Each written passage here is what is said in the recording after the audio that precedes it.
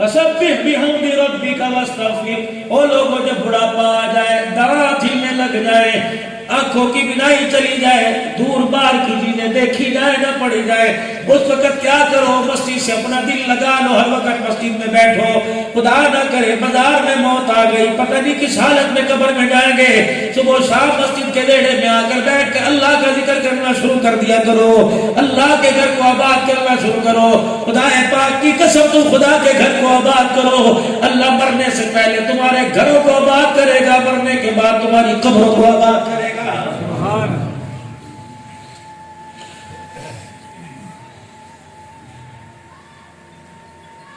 فسبح بحمد ربک واستغفر. تسبیح بیان کر اپنے رب کی اور استغفار کیجئے.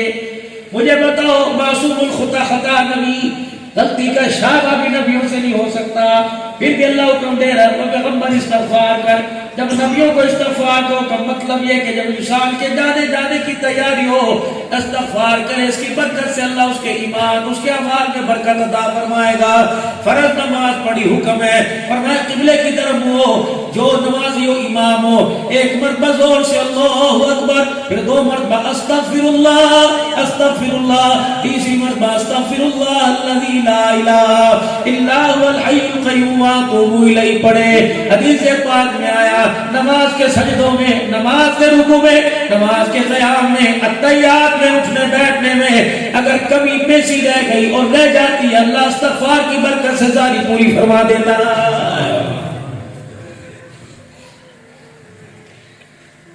ارشاد فرمایا مدنی کریم صلی اللہ تعالی علیہ وسلم نے، مفتی محمد جمیل صاحب نفر اللہ مرقدہ رائے کے ممبر پر بیٹھ کے فرما رہے تھے، فرماؤ لوگو، حضور نے ارشاد فرمایا فجر کی نماز کے بعد سلام پھیرنے کے بعد اپنا چہرہ قبلے کی طرف سے نہ پھیرے، 10 مرتبہ پڑھے لا الہ الا اللہ وحدہ لا شریک لہ لہ الملک ولہ الحمد وہو علی کل شیء قدیر.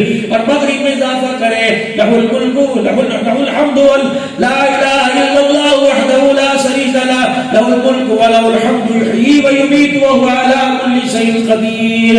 اور اس کے بعد پڑھے اللہم اجرنی من النار 7 مرتبہ. فرمایا منہ پھیرنے کی دیر ہوتی ہے، اللہ اس بندے کے ساتھ جنت الفردوس کا وعدہ فرما لیتا.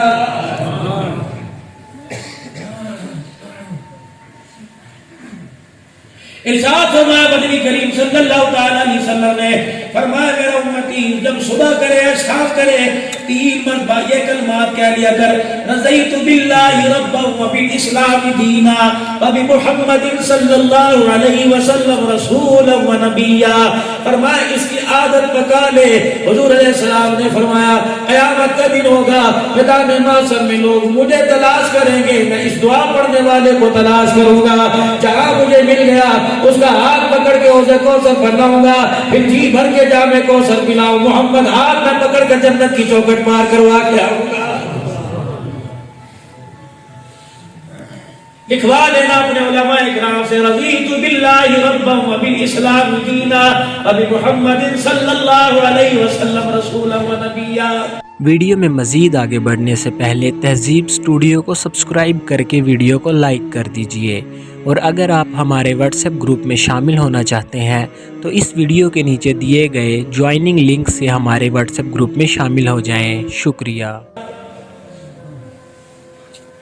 یہ تو آپ نے میرے نفرتوں کی آگ پھیلانے کی وجہ سے جنت کو اتنا مہنگا کر دیا. دیکھو 2 کلمات پر اللہ نے جنت کا سودا کر لیا. اللہ نے اپنی مخلوق پر جنت اتنی سستی کر دی.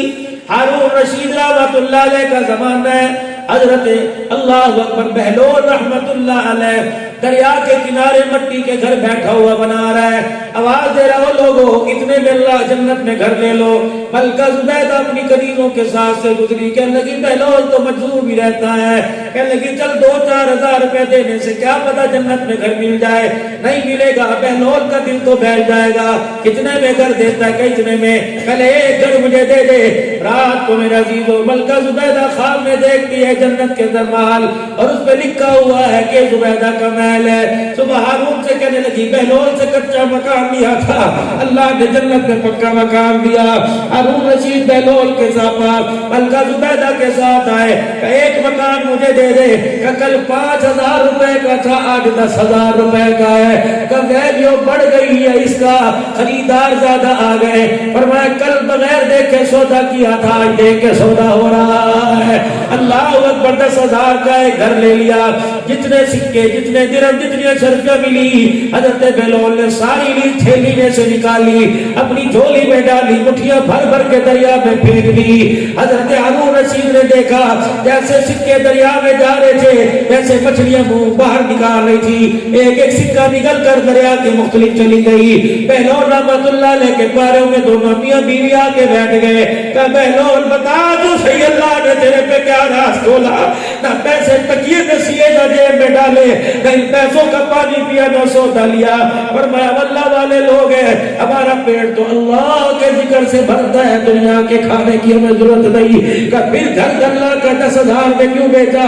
فرمایا جس طرف یہ دریا کا پانی جا رہا ہے مچھلیاں بھی اسی طرف جا رہی ہیں, تمہیں نہیں پتا اللہ کو پتا.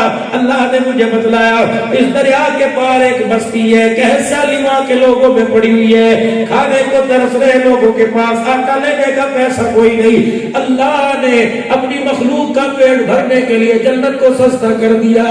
جو جنت گردن کٹانے سے نہیں ملتی, اللہ اکبر, وہ جنت 10 روپے سے مل رہی ہے. کہ بہلول تیرا مطلب سمجھے نہیں, کہ میری بھی اللہ نے ڈیوٹی لگائی, مچھلیوں کی ڈیوٹی لگائی, میں سکے جنت بیچ کے سکے لے کے دریا میں پھینکتا ہوں, مچھلیاں نکل کر اس بستی میں علاقے میں جاتی ہیں جہاں تہس سالی پڑی ہوئی ہے, لوگوں نے جال بچھا رکھے ہیں, یہ مچھلیاں خود بخود ان جال کے اندر پھنس جاتی ہیں, لوگ مچھلیاں پکڑ کر اپنے گھر لے جاتے ہیں, پیٹ چاک کرتے ہیں, ان کے پیٹ میں سے سکہ نکلتا ہے, بازار جا کے آٹا لے کے آتے ہیں, غریبوں کے گھر کا چولہا جلتا ہے, یتیم بچے کھانا کھاتے ہیں, ان کا پیٹ بھرتا ہے. ان یتیموں کے دل سے جب دعا نکلتی ہے اللہ تیرے میرے ساتھ جنت کا وعدہ فرما دیتا.